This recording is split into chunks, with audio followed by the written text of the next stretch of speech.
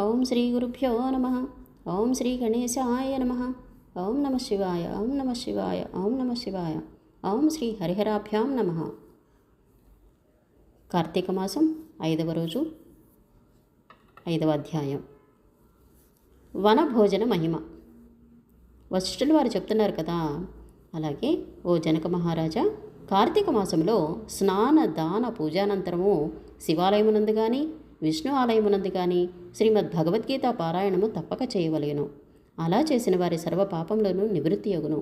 ఈ కార్తీక మాసములో కరవీర పుష్పములు శివకేశవులకు సమర్పించిన వారు వైకుంఠమునకు వెళ్ళుదురు. భగవద్గీత కొంతవరకు పఠించినను వారికి విష్ణులోకము ప్రాప్తించును. కడకు అందలి శ్లోకములో ఒక్క పాదమైనను కంఠస్థమనరించిన ఎడల విష్ణు సాన్నిధ్యమును పొందుదురు. కార్తీక మాసంలో పెద్ద ఉసిరికాయలతో నిండి ఉన్న ఉసిరి చెట్టు కింద సాలగ్రామమును యథోచితముగా పూజించి విష్ణుమూర్తిని ధ్యానించి ఉసిరి చెట్టు నీడను భుజించవలెను. బ్రాహ్మణులకు కూడా ఉసిరి చెట్టు కిందనే భోజనము పెట్టి దక్షిణ తాంబూలములతో సత్కరించి నమస్కరించవలెను. వీలును బట్టి ఉసిరి చెట్టు కింద పురాణ కాలక్షేపమును చేయవలెను.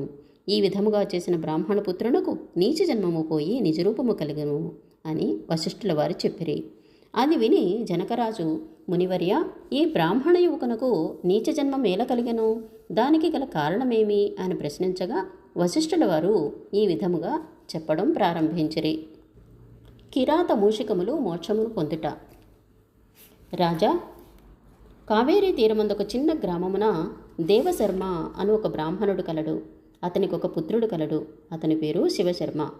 శివశర్మ చిన్నతనము నుండి భయభక్తులు లేక అతి గారాభముగా పెరుగుట వలన నీచ సహవాసములు చేసి దురాచారపరుడై మెలగుచుండెను.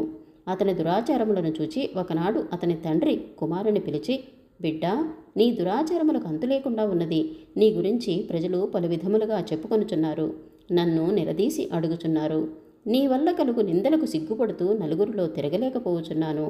కాబట్టి నీవు కార్తీక మాసమున నదిలో స్నానము చేసి శివకేశవులను స్మరించి సాయంకాల సమయమున దేవాలయములో దీపారాధన చేసిన ఎడల నీవు చేసిన పాపములు తొలగుటయే కాక నీకు మోక్షప్రాప్తి కూడా కలుగును.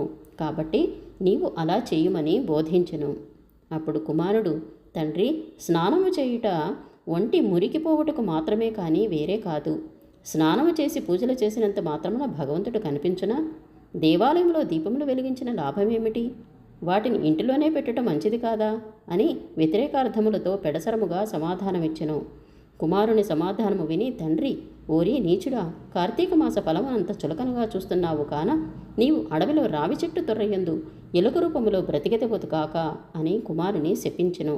ఆ శాపముతో కుమారుడు శివశర్మకు జ్ఞానోదయమై భయపడి తండ్రి పాదములపై పడి, తండ్రి, నన్ను క్షమింపుము. అజ్ఞానాంధకారములో పడి దైవమని దైవ కార్యములను ఎంతో చులకన చేసి వాటి ప్రభావములను గ్రహించలేకపోతిని. ఇప్పుడు నాకు పశ్చాత్తాపము కలిగినది. నాకు ఆ శాప విమోచనం ఎప్పుడు ఏ విధముగా కలుగునో దానికి తగు తరుణోపాయం ఏమిటో వివరించండి అని ప్రాధేయపడెను. అప్పుడు ఆ తండ్రి, బిడ్డ, నా శాపమును అనుభవించుచు మూషికమువై పడి ఉండగా నీవెప్పుడు కార్తీక మాహాత్మ్యమును వినగలవో అప్పుడు నీకు పూర్వ దేహస్థితి కలిగి ముక్తి నొందుదువు అని కుమారుని ఊరడించెను. వెంటనే శివశర్మ ఎలుక రూపమును పొంది అడవికి పోయి ఒక చెట్టు త్వరలో నివసించుచు ఫలములను తినుచూ జీవించుచుండెను. ఆ అడవి కావేరీ నదీ తీరమునకు సమీపమున ఉండుటచే స్నానార్థమై నదికి వెళ్ళువారు అక్కడ ఉన్న ఆ పెద్ద వటవృక్షము నీడను కొంతసేపు విశ్రమించి లోకాభిరామాయణము చర్చించుకొనుచు నదికి వెళ్ళుచుండెడివారు. ఇలా కొంతకాలమైన తర్వాత కార్తీక మాసములో ఒక రోజున మహర్షి యొక్క విశ్వామిత్రుల వారు శిష్య సమేతముగా కావేరీ నదికి స్నానార్థమై బయలుదేరారు.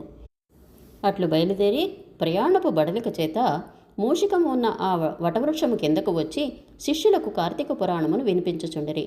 ఈలోగా చెట్టు త్వరలో నివసించుచున్న మూషికము వీరి దగ్గరనున్న పూజాద్రవ్యములలో ఏదైనా తినే వస్తువు దొరుకుతుందేమోనని బయటకు వచ్చి చెట్టు మొదట నక్కి ఉండెను. అంతలో ఒక కిరాతకుడు వీరి జాడ తెలుసుకుని, వీరు బాటసారులై ఉందురు, వీరి వద్దనున్న ధనం అపహరించవచ్చు అని దుర్బుద్ధితో వారి కడకు వచ్చి చూడగా వారందరూ మునీశ్వరులే. వారిని చూడగానే అతని మనస్సు మారిపోయినది. వారికి నమస్కరించి, మహానుభావులారా, తమరు ఎవరు, ఎక్కడి నుండి వచ్చితిరి? మీ దివ్య దర్శనముతో నా మనస్సులో చెప్పరాని ఆనందము కలుగుచున్నది, కాబట్టి వివరించండి అని ప్రాధేయపడెను.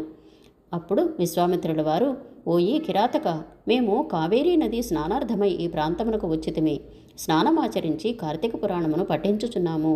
నీవును ఇచ్చట కూర్చుండి సావధానుడవై ఆలకింపుము అని చెప్పిరి. అప్పుడు కిరాతకుడు కార్తీక మహత్యమును శ్రద్ధగా ఆలకించుచుండగా తన వెనుకటి జన్మవృత్తాంతమంతయు జ్ఞాపకము వచ్చి పురాణ శ్రవణానంతరము వారికి ప్రణమిల్లి తన పల్లెకు పోయెను. అటులనే ఆహారమునకే చెట్టు మొదట దాగి ఉన్న పురాణమంతయు వినుచుండిన ఎలుక కూడా తన వెనుకటి బ్రాహ్మణ రూపము పొంది, మునివర్య ధన్యోస్మి, తమ దయ వల్ల నేను కూడా ఈ మోషిక రూపము నుండి విముక్తుడనైతినని తన వృత్తాంతమంతయు చెప్పి వెడలిపోయెను. కనుక ఓ జనక మహారాజా, ఇహములో సిరి సంపదలు, పరలోకమును మోక్షము కోరువారు తప్పక ఈ కార్తీక పురాణమును చదివి ఇతరులకు వినిపించవలెను. ఇంతటితో కార్తీక మాసం 5వ రోజు పారాయణం సమాప్తం.